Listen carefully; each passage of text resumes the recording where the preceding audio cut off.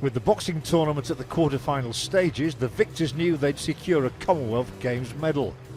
In the middleweight division, India's Vijender Singh came up against Aaron Prince of Trinidad and Tobago. Vijender shaded the opening round but needed to step up his performance as we join it in the second. That's a bit better work there from Singh. Oh, that's much better, but he's still taking punches back, but it's still good work, but still carrying those hands really low, not shifting his head and slipping as many punches as he'd like. No, but as I said earlier, he's relying on reflexes which are not quite as sharp as they were at one time. But he certainly come off on top in that exchange. He took a couple of shots but landed a lot more. But still not convincing, then taking another two.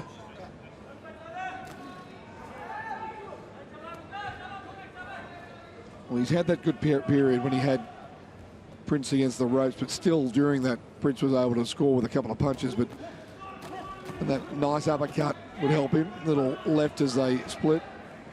Ducks under that one a lot easier. It was a slow sort of looping left hand though.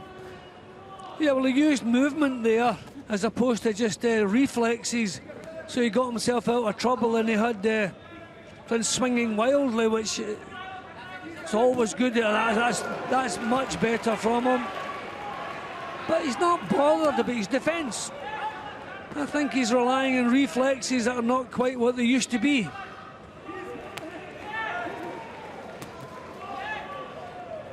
Still tremendously strong though. Really strong at the weight. You know, he has a real presence in there. He's a big tall lad, 6'1". Vijender's improved second round set him up for victory. He's chasing a third Commonwealth Games medal. But we'll certainly face a sterner test against Northern Ireland's Conor Coyle in the semi-finals. In the welterweight division, South Africa's Thulani Mbengi produced one of the best shots of the day to set himself up for a semi-final. Guyana's Ian Bancroft was almost put out of the ring. Although Bancroft saw out the contest, the South African was an emphatic winner. He'll now meet Scott Fitzgerald of England in the semi-final. In the light fly category, world number 3 Devendro Leishram came up against Akil Ahmed of Scotland. Oh, that's a big punch as well. Yeah, that was bang on the button. Full credit to Ahmed for taking that and not flinching. But it's kind of turning away from him now. Leishram looks to be on a roll. You know, it's still a bit crude. It's not vintage from him. But he's got momentum in what he's doing. Oh, down he goes, the left hook. We've already seen one Braveheart performance yesterday from a Scot. Henderson was... He's not going to recover from that, John. That's shaking him to his boots. The legs are very unsteady. Look at that. It won't take much. Thankfully for him, the bell sounded. The Scot survived to the end of the contest, but Leishram was a convincing winner and will go on to meet Ashley Williams of Wales in the semi-finals.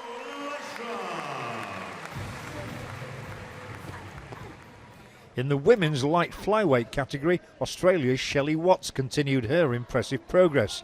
Her opponent in the quarter-final was Isabel Ratner of Mauritius. This is the second round. You can actually hear the thump of these punches she's sinking in.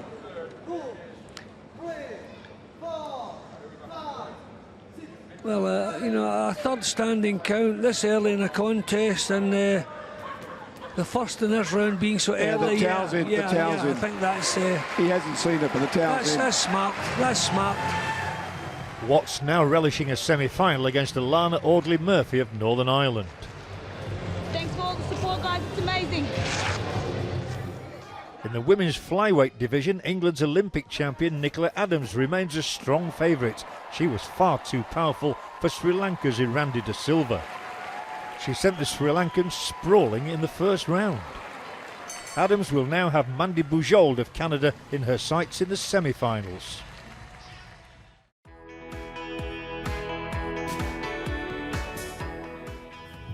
In the women's hockey competition, the race for the last semi-final place would come down to the final Group A match between India and South Africa.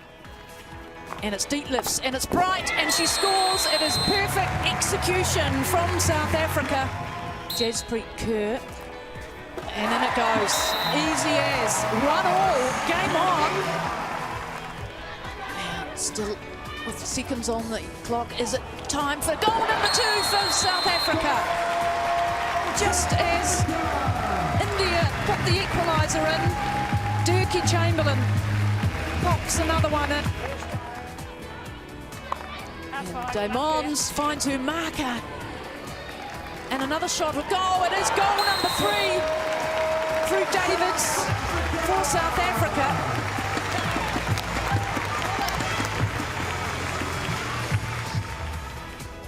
Now the drag. Shot at goal. Oh, what a sound that the Indians wanted to hear. Stunning from Rani Rampal. So South Africa takes second place and clinch the last spot in the semi-finals. New Zealand continued their unbeaten run to win the pool with a 6-0 win over Canada.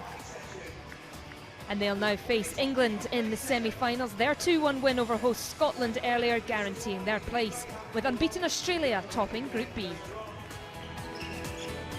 In the netball, it was the last day of group games. England beat Barbados to qualify from Pool B. And here are the final standings from Pool A, after New Zealand beat Jamaica to top spot. New Zealand will play England and Australia play Jamaica.